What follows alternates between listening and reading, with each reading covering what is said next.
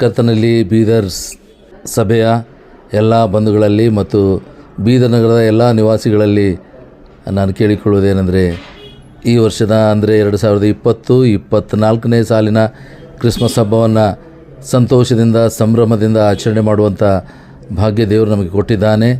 ಮತ್ತು ನಿಜವಾಗಲೂ ಇದು ಕ್ರಿಸ್ತ ಜಯಂತಿ ಹಬ್ಬ ನಮ್ಮೆಲ್ಲರ ಜೀವನದಲ್ಲಿ ಅಂದರೆ ಮಾನವ ಕೋಟಿ ಕಲ್ಯಾಣಕ್ಕಾಗಿ ತಂದೆಯಾದ ದೇವರು ತನ್ನ ಒಬ್ಬನೇ ಮಗನಾದ ಯೇಸುವನ್ನು ಕಳಿಸಿಕೊಟ್ಟಿರುವಂಥ ಇದು ದಿವಸ. ಆತನು ಬಂದು ನಮ್ಮ ಮಧ್ಯದಲ್ಲಿ ವಾಸ ಮಾಡಿ ನಮ್ಮೆಲ್ಲರಿಗೆ ಪಾಪದಿಂದ ಬಿಡುಗಡೆ ಮಾಡಿದ್ದಾನೆ.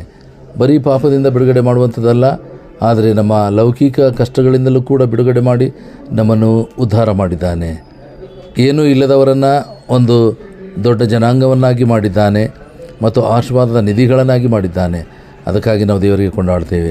ಈ ಕ್ರಿಸ್ಮಸ್ ಹಬ್ಬ ಅಂದರೆ ಎಲ್ಲರಿಗೂ ಶಾಂತಿ ಸಮಾಧಾನ ತರುವಂಥದ್ದು, ಮುರಿದು ಹೋದಂಥ ಸಂಬಂಧಗಳನ್ನು ಪುನಃ ಜೋಡಿಸಿಕೊಳ್ಳುವಂಥದ್ದು ಮತ್ತು ಬಡವರಿಗೆ ಸಹಾಯ ಮಾಡುವಂಥದ್ದು, ಕಾಯಿಲೆ ಕಷ್ಟಗಳಲ್ಲಿ ಇರುವವರಿಗೆ ನಾವು ಕೈಲಾದಷ್ಟು ಸಹಾಯಗಳನ್ನು ಕೊಡುವುದು ಇದರ ಮುಖ್ಯ ಅರ್ಥ ಉದ್ದೇಶ ಆಗಿದೆ.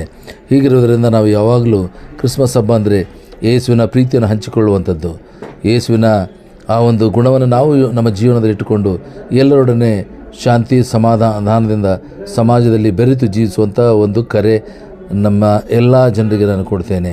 ಈ ಕ್ರಿಸ್ಮಸ್ ಹಬ್ಬದ ಆಶೀರ್ವಾದವು ನಿಮ್ಮೆಲ್ಲರ ಮೇಲೆ ಸದಾ ಕಾಲಕ್ಕೂ ನೆಲೆಯಾಗಿರಲಿ. ಆಮೇನ್.